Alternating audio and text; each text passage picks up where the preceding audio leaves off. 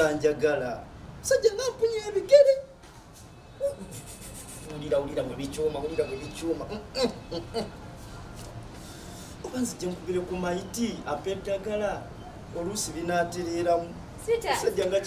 wanjigoli hani kyano gwe ngombuzeeko kanyongere bonnange buli kimu kikyuse ne bannaye kanda sinagamina ebinsongola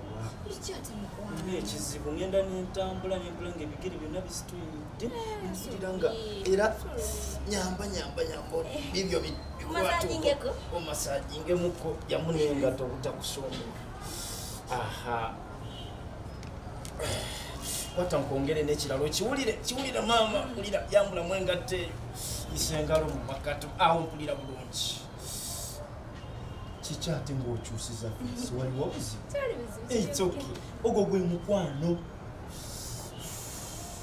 awo kisajja bawunye ebigere leka naawe twaza muli kirabika mese yafiiridda mu nyumba